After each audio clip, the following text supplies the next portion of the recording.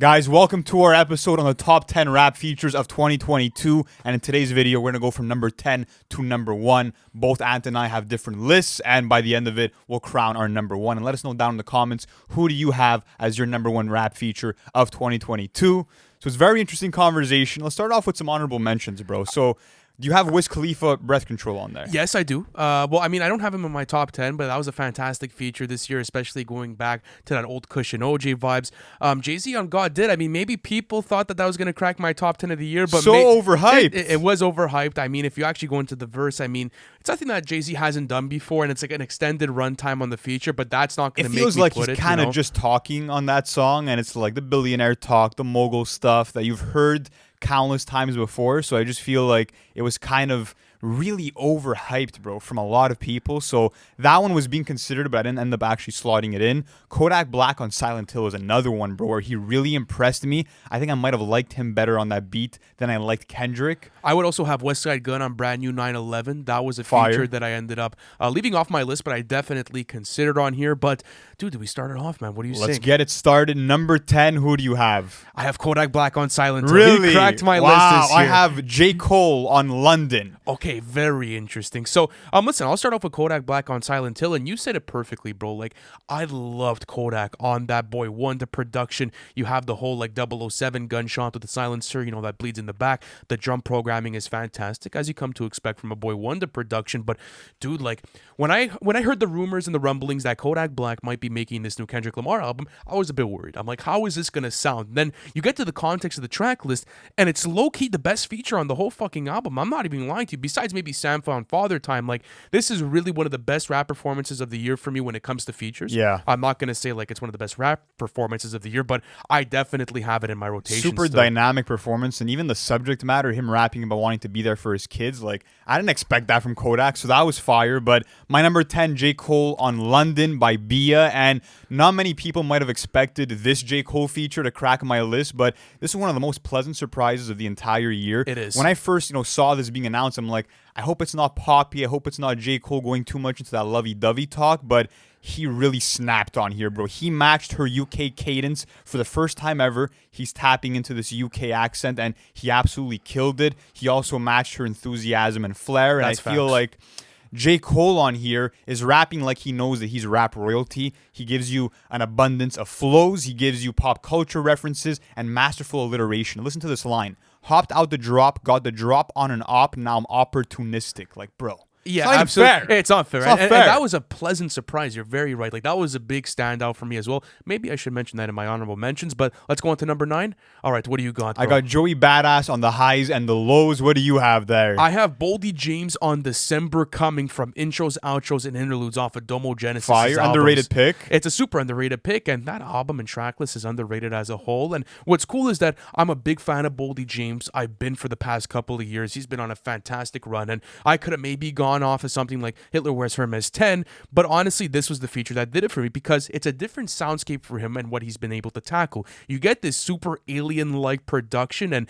I find Boldy James's monotone and very aggressive and subtle flow matches that tempo perfectly. He gets the second verse on there, and he kind of closes off the song, and it's still in my rotation to this day. The bar work is fantastic, as you come to expect from Boldy James, and I found it was kind of out of his element for production-wise, is because you might find him collaborating with a lot of, like, Uncle Al stuff, or other, like, in-house producers from Griselda, but this was kind of a step in the right direction for diversity, in my opinion. Like, I've never really heard him go with this type of aesthetic, so I have that as my number 9. I still have to check out that track list, bro. I haven't done it yet, Fantastic so list. I'm looking forward to that. But yeah, I have Joey Badass on the highs and the lows, and Fantastic this feature. is one of the most soulful and heartwarming verses I've heard this entire year. I love the subject matter he's rapping about, kind of wanting to cut his vices. Also, it's just a verse about self-improvement, managing both the highs and the lows of life, the positives and the negatives. Very soulful verse. Yeah, absolutely. I love the different cadences that he brings on, and he really stretches out his inflections to a great level and a great extent. So that was a highlight. Can't wait to see what Chance the Rapper does with that whole rollout. So that's my number 9. Let's move on to our number 8 picks. I have Drake on Churchill Downs here. I had to bring him in. I have Pusha T on Gold Rings off of SSS. Interesting. Different lists so far. We're kind of on different ends of the spectrum. But listen, maybe you'll find some of those in your picks that I have later on. I don't have any of yours so far, to be honest. That's interesting. But listen, Pusha T on Gold Rings, I think it's one of the best features off of SSS. Definitely my favorite. And when I found out that we're going to be getting a part 2 of a Freddie Gibbs and Pusha T collab, I was ecstatic, but I was kind of worried because I'm like, is it going to live up to Palm Olive, right? Like, that was a legendary collaboration, and I feel like Pusha T did his job here, bro. If you were to slot this verse on It's Almost Dry, it would be in the top tier of that writing, and also, like, just the cocaine and luxury talk is oozing throughout this verse. It's exactly what you want from Pusha T, and I find he does an immaculate job of closing off the song. Definitely one of my most memorable verses they of the just year. have amazing chemistry together, but let's talk about Churchill Downs. So Drake pulled up on Jack Harlow. He showed him love. He gave him a verse on the album, and he absolutely bodied him, bro. Like, out of every feature that I have on here, it's the easiest carry, in my opinion. And this is that long-form, effortless 64-bar drizzy where he's getting something off of his chest. Absolutely. It's fucking powerful, and I love the punchlines such as praying on my downfall, don't make you religious, man, or also something like, how can I address you when you don't own any property? Apart from that, Very I love how animated Drake sounds on here when he makes the sounds of him spitting on his enemies, or like the sound of the dominatrix's whip. That shit was fire. And I just love the subject matter. Drake rapping about how he's to a point now that he's so rich that his music's not even relatable anymore. So I love how composed he is on this song. One of the best verses I've heard from Drake in a long time, and crazy that he did it like in 11 minutes. Absolutely. And even at that, like, when you get those types of Drake verses, it's definitely one of the most memorable of the year. But all right, let's keep going on with this. Number 7, I have Stove God Cooks on Back 2 Times off of Tana Talk 4. Oh, that's a great pick. I was debating Stove God Cooks for something off of Hilda Wears Hermes 10. But yeah, Stove God's been on a run. But my number 7 pick is actually Black Thought on Few Good Things. Wow, okay. So listen, I'm going to get towards more of these picks maybe later on in my list. But yeah, I had to include Stove God Cooks on here because we were talking about Stove God Cooks, and like, I believe it was yesterday's live stream, right? And we were talking about how dynamic and how fun he is to listen to, especially with his flows and cadences. Like, when you go through a lot of Griselda members, maybe certain flows and cadences get a bit stagnant to a track list, right? It's normal, right? Because they do play in one area. But I feel like what's so cool about this feature is that he brings like this super dynamic demeanor to a very dark soundscape of Tana Talk 4, and you're getting some great coke poetry. Listen to this. Want a big homie to lay that shit up on the heat like Arnold Miner. I just dropped mine on the heat like Kyle Lowry. All that V-Lone came from Bari. Like, I love that, like, that subtle play, you know, in words that he brings to, let's say, a coke track, and I had to include it on my list this time. Stove God Cooks was really on a crazy feature run this year, but Black Thought and Few Good Things, I know you're going to have it later on, probably in your top 3 would be my guess. I don't know. We'll see. I know you're a huge fan of that performance, but yeah, I love Thought's articulation, his poetry. It's blissful, and I always love when an artist can actually tap into a concept album like Few Good Things by Saba and actually play into the message and contribute in a good way. And that's what he does here. He's rapping about the pure soul of his mother and also his family's roots, and how even though he might not see eye to eye with his family and he doesn't have the closest bond with all of them, he still has that special bond with some of his family, and he kind of accepts that. Like, even though people are your blood, you might not connect with everyone. And that's kind of an original perspective and topic that barely any rappers are rhyming about in today's day and age. So I love how unique the perspective is from Thought, and again, his articulation, his imagery, everything's on point. It is on point, and I'm going to be talking about that maybe later on. We'll have to see. Interesting to see what you say about it. Yeah, I'm down to get into that. But okay, let's go on to number 6. This is where I put Drake on Churchill Downs. This is where I have him. I have him at number 6. It didn't crack my top 5 because I do think there are better features this year. But, you know, I want to piggyback off of what you said. Like, you're getting this classic Drizzy tone, bro, and like, he sounds more confident than ever. And just the moment, you know, that Drake laid down that verse, like, I knew it was going to be quality. Even like the whole thing about being in like the waiting room waiting to talk to his therapist, like the way that he introduces that verse was super sick. Like, there's a cinematic value to it, and I like how introspective he's getting while still keeping that braggadocious Drizzy that I do enjoy. And man, he feels at home on top of that Boy Wonder production, bro. Like, he can't do no wrong on top of that. And as you said, like, yes, Jack Harlow maybe had a good verse, but he completely washed him out of the water with it. The way that he closed off that track, like, man, you're almost listening to Churchill Downs and you're like, when am I going to get to the Drake verse? You know, that's what I'm really here for at the end of the day. And that is like the main show. I think he has more runtime than Jack on the song. But like, how could you not? Funny, you know, with such a legendary second verse, right? Like, it's definitely one of the strongest of the year, and I definitely had to include my number 6. Rome Streets on BDP. Oh, And I'll be fantastic. honest with you, bro. I could have picked like 5 fucking features from Hitler Wears Hermes 10. Some of the best features of the entire year. I was considering Black Star off of Peppa's. I was considering Stove God Cooks on Shootouts in Soho. But this one is amazing. And Rome Streets proves that he's one of the most talented MCs in the game.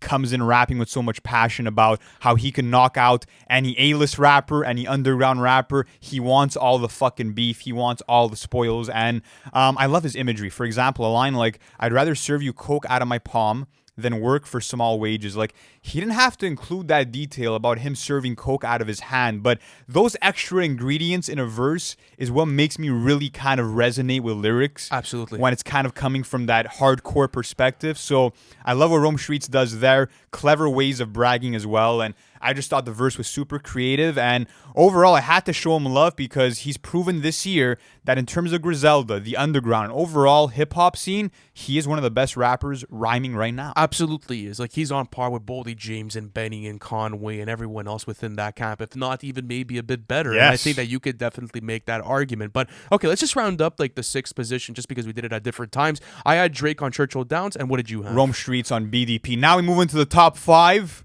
Very interesting conversations to go into here. My number 5 is No Malice on I Pray For You. Off of It's Almost Dry. that- I had to go back to the album. I'm like, I got to check out that Clips reunion one more time. What about you? I got Joey Badass on the highs and the lows. I Okay. had to include it into my top That's 5 high this for year. Joey, okay. Listen, I think it's one of the best verses this year, especially on an emotional and self-awareness level. When you're getting bars like, hold on a second. I had it over here. I had it highlighted. Yeah. I was feeling lifeless. I had to cut my vices. Now the feeling that I feel is priceless. In the spirit, want me to be righteous. Like, that's that before the cash type of talk, bro. That's like that soulful Joey that I love, and that, you know, the reason why I ended up becoming such a big fan of his catalog, and to receive that mix and that chemistry with Chance the Rapper was beautiful, because like they both kind of have a redemption story going both into their career, and to find them both play on that similar level for the highs and the lows was beautiful to witness. You this think it was year, better bro. than a lot of verses off of 2000? It would be one of the best for Okay, sure. interesting. Absolutely, I agree. bro. It was so well written, and you're not gonna find like the most complex writing style here. You know, like you're not gonna find him in his 1999 bag, but you don't want that from Joey here. You want something stripped back. You want something self-aware, and that's exactly what he delivered here. And man, even his cadence is awesome. As you get towards like the beginning half of that of the verse, you find this more melodic flow that he introduces that I find was super infectious. And bro, it was just so well needed for that second verse. Big on this. W. I respect that one. But next up, yeah, like I said, No Malice on I Pray For You. So and okay, what made you go back, man? What made you bro, put this? I'm here? like, I have to check this out again. It's a Clips reunion, and I love It the is. fact that like he's entering into this grandiose gospel-esque production, and right away he addresses the elephant in the room. He's like, "Tell me what I missed." You know what I mean? Because he's been away from the coke rap scene for such a long time, and I love the fact that he manages to sound as authoritative and as menacing as he always has in the past in the previous Clips albums, while not talking about selling coke. He's making references to his past, but he's not actually giving you all that much coke talk. But he has lines like Vietnam flashbacks, I get triggered by a sniff. Or stuff like belong on Rushmore just for chiseling a brick. Like the one-liners, the quotables were all on point, and he proved once again that even though he's taken a new direction and path in life, he can still hang with his brother and deliver amazing bars, and that's why I put it in there, bro. I had to. Okay, fire. Underrated. Very underrated. Underrated. Pick. You see, I didn't expect that, but that's good. Okay, we have a bit of an unpredictability factor here. Yes. But okay, let me go on to my number 4 and follow up with yours right after I say it. Black Thought on Few Good Things did not crack my top 3 this Okay. year, but it's definitely in my top 5. What do you have at your 4? I have, again, probably the most underrated pick I have on this entire list. It's Nezzy on Introducing Nezzy off of Vinyl Days. Wow, okay, Can't wait to talk fantastic about stuff. that one. Okay, so let me talk about Black Thought on Few Good Things. You did a great job, by the way, at describing this feature, because the reason why I love it so much is, as you said, it plays into the concept of the album, and you won't find features doing that all that much. You know, nowadays, a lot of them are phoned in or like low effort, but once you get this production shift in Few Good Things, which is the outro track to Few Good Things, bro, like that Black Thought introduction was fantastic, bro. Like you're locked in, bro. Like it feels very soulful. It feels like a grandiose moment for the album, and it's low-key one of the best verses on one of the best written albums of the year. Facts. So to have Black Thought come through and deliver that classic knowledge that you come to love, and the fact that he's very open heart about, like, let's say his family situation, as you were saying, or like how he views different, let's say, world ideologies, I love that, and I could apply that value to my life as well. So that's why I had it on my number 4. Going to your pick. So yeah, very original. introducing Nezzy off of Vinyl Days. I love the fact that Logic, the fact that he's at the stature that he's at, where he's one of the biggest rappers in the game, he still wants to take the time to put on a rapper, not for any marketing trick or whatever it is, just because he found her on TikTok and fucks with her music and knows that she's one of the dopest MCs on the rise, and she proves exactly that. This verse is just lyrical assassination. I love the rhyme scheme because she starts off with these internal rhymes, and she has bars like, for the G's, name somebody hot as me, prodigy, probably. It's like every single word is rhyming with each other. The alliteration is fantastic. The multi-syllabic rhyme scheme is insane. And I think that, yeah, she has also this African cadence that she brings in that's super original. She displays some of the best flow switches I've heard all year. And again, it's just that idea that Logic wanted to bring someone that's underground, that no one knows about, and put her in the limelight just based on her talent. You don't see that anymore. You don't see that often. And what's cool is that I believe the community also loved that feature as well. Everyone was talking about how she had one of the best features off of Vinyl Days. But okay, let's get into the top 3, man. This is going to get very interesting. Big time convos. All right. Now. Okay, listen. So speaking about Vinyl Days, at number 3, I have Blue on Orville, bro. Nice. Wow. This is a feature that I had to include here. And number 3 for me, before you keep going. Keep going. What did you have? JID on the Home remix. Oh, from Mike Dimes. Yeah, okay, fantastic. Yep. Okay, so let me start on Blue from on Orville, bro. This is one of the best displays of lyricism that I saw all year. Listen to this. From irrelevant back to relevant in a matter of seconds, shattered misconceptions, misdirected, headed in my direction, intelligent, and I'm telling it. That's what you're getting from Blue on this verse, bro. And listen, even just talking about, Blue and Exile, like as a group and producer / rapper duo, some of the most underrated material of all time, and to see this, make a comeback on Vinyl Days was super refreshing, because the whole concept of Vinyl Days was to have this loose mixtape feel to it with a bunch of different tracks. But bro, this verse was so well thought out. If you actually go through the rest of the Genius verse, and I suggest you guys do, you will be so impressed by how many rhymes he was able to fit in here. So much substance into one verse, and even the flow that he caught on here, bro, like kind of that Pitbull type vibe where, like, when someone locks in and they can't like let go. That's exactly what Blue executed on here for me. So I had to include it in my top 3. W, love Blue. My number 3, JID on Home remix. And I'm telling you now, if I play this verse for you after we're done recording, you're going to be like, fuck, I should have put it in my top 5. Maybe I should have. I'm telling you. But what I love about JID on this song is the urgency factor that he brings, because he's claiming to want that spot on the throne and he wants it now. What's amazing about this verse to me, though, is the fact that every single line is calculated. Every bar is consistently accurate and it hits. For example, I love the fact that every rhyme has a link to the next rhyme. For example, Chevy or the Benz, he'll probably get the Rover, but then again, all 3 is what he get for a show. I love that clear link from one line to the next. Also, he brings in some comedic bars too, like them hoes say they know you, North Pole, South Pole, bitches bipolar. And I just love how brilliant every single bar is here. And there's also a lot of homages to Ye, to Jay-Z, a lot of pop culture references to the hip-hop game. And I just think that it's a perfect feature, bro. The rhyming, bar for bar, it's brilliant. It's fucking really good. I'm going to have to revisit that. I kind of slipped over my head as I was doing this list. Thank you, though. I have to definitely revisit it. Maybe it makes my honorable mention. He left Earth on that verse. Trust me, bro. It's insane. Right. Let's keep going on with this. Number 2.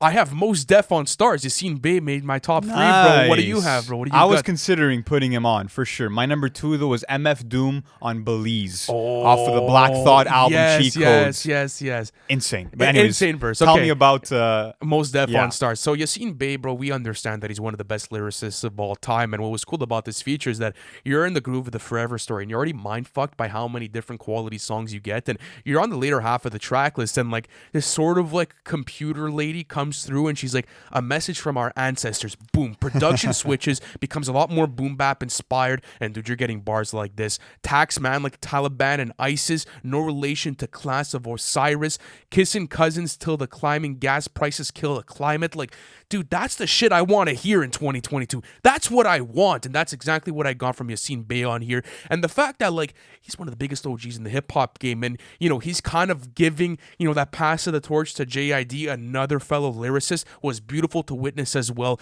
One of my favorite, verses of the year. And I got the earworm for it. I'm not going to lie to you. Like, I always want to revisit that song when I go to the Forever Story.